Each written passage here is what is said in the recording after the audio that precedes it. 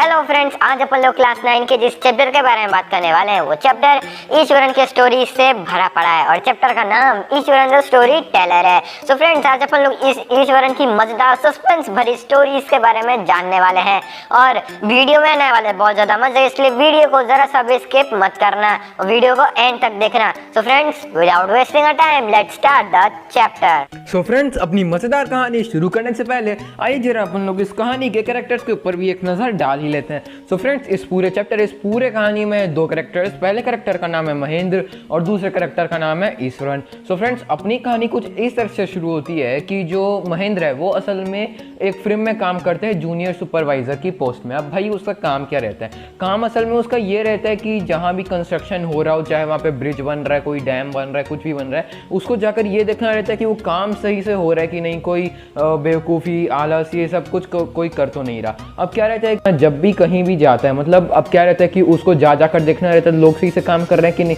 तो बनी बात है भाई, ट्रांसफ़र तो उसका होगा ही। तो जब भी उसका ट्रांसफ़र होता है वो अकेले नहीं जाता है, भले वो कुंवारा रहता है, बीवी बच्चे नहीं रहते हैं, वो अकेले नहीं जाता है, वो अपने कुक के साथ जाता है और उसी कुक का नाम है ईश्वरन।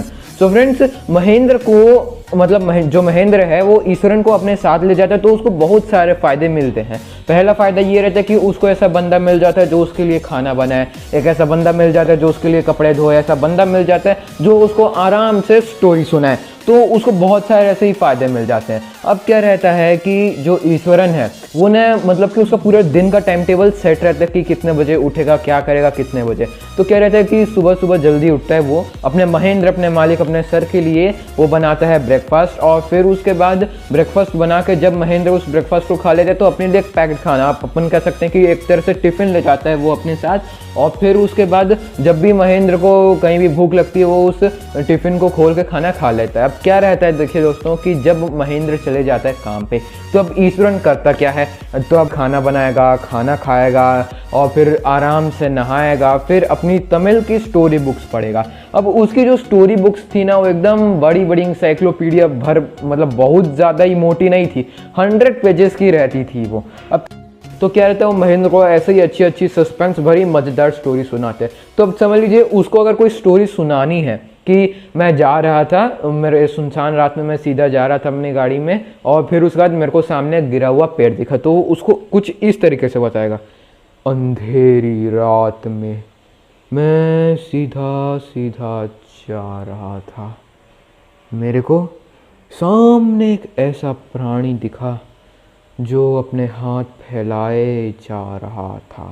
मुझे लगा कि वो एक राक्षस है, वो मुझे अभी खा जाएगा, पर मैं बिना डरे गाड़ी से उतरा और मैं जाकर देखा आखिर वो है क्या।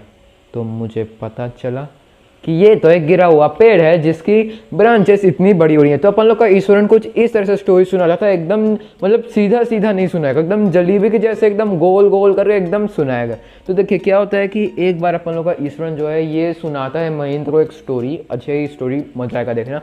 क्या रहता है कि ईश्वरन बताता है महेंद्र को कि सर, अपन लोग, मैं जहाँ से आया हूँ वहाँ के फॉरेस्ट से एक चीज़ बहुत ज़्यादा प्रोड्यूस होती है और उसका नाम है टिम्बर, है ना। और उस टिम्बर को कोई व्हीकल वगैरह नहीं बल्कि एलिफेंट्स ही ले जाते हैं। तो क्या रहता है कि जो एलिफेंट्स हैं, एक दिन क्या होता है कि जो एलिफेंट्स है वो उस टिम्बर को ले जा रहे होते हैं, तो एक दिन एक एलिफेंट पागल हो गया रहता है ना। तो वो पागल हो गया रहते हैं, वो अपने टिम्बर फैलाने लग जाते हैं, दूसरे एलिफेंट्स को थोड़ा परेशान करने लग जाते हैं। तो वो क्या करते हैं, फिर धीरे से वो घुस जाता है शहर में और शहर में जाके वो बहुत ज़्यादा मचाने लग जाता है तबाही।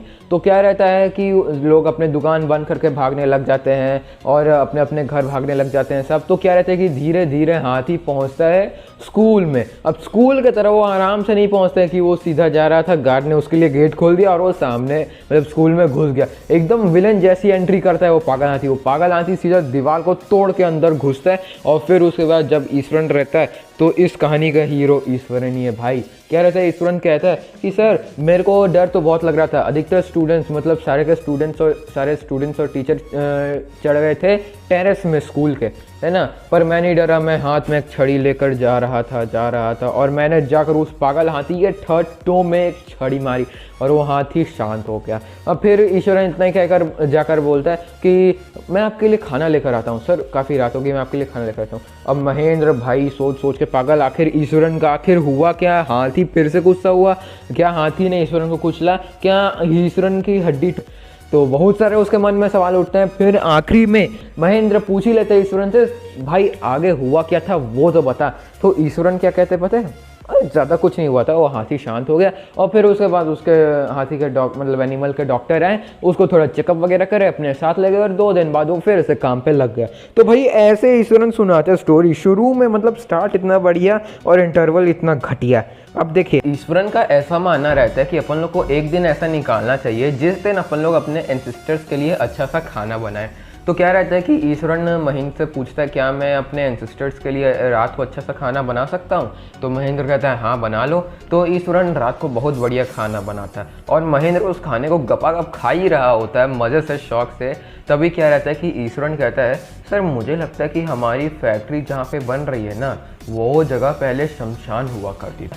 फिर उसके बाद ईश्वरन कहता है सर मैं ऐसा इसलिए कह रहा हूँ क्योंकि मेरे को जिस दिन अपन लोग यहाँ पे आए थे उस दिन मेरे को वहाँ पे एक ह्यूमन बॉडी का स्कल दिखा और उसके अगले दिन मुझे ह्यूमन बॉडी के और भी बोन्स दिखे, इसलिए। और फुल मून नाइट के मिडनाइट को मेरे को वहाँ पे एक औरत दिखी जो एकदम भयानक भूतों जैसे दिख रही थी और उसके हाथ में था रेड फीटस।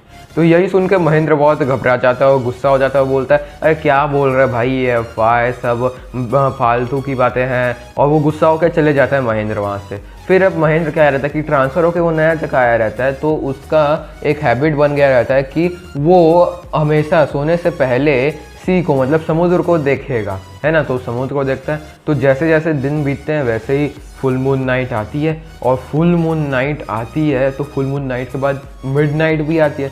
मिडनाइट आती है तो महेंद्र आराम से सो ही रहा होता है, तभी उसको एक आवाज़ आती है ना। उसको लगता है कि कोई बिल्ली जो है वो माउस को ट्रेस कर रही है।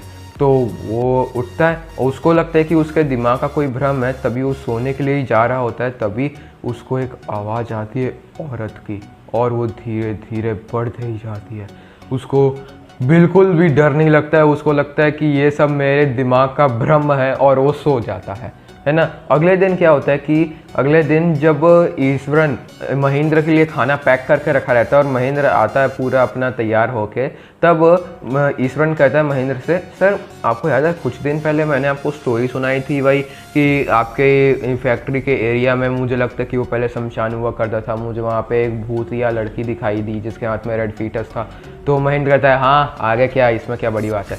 तो वो कहता है कि सर मेरे को कल रात को आपके बेडरूम में से अलग अलग औरतों की आवाज़ आ रही थी। अब यही मतलब ईश्वरन के स्टेटमेंट कंप्लीट करने से पहले ही महेंद्र बहुत ज़्यादा घबरा जाता है और वो तुरंत निकलता है अपने काम पे और काम करके आता है और बोलता है अपन लोग यहाँ पे नहीं रुक सकते, अपन लोग को अभी यहाँ से चलना होगा। तो दोस्तों यही है पूरी कहानी।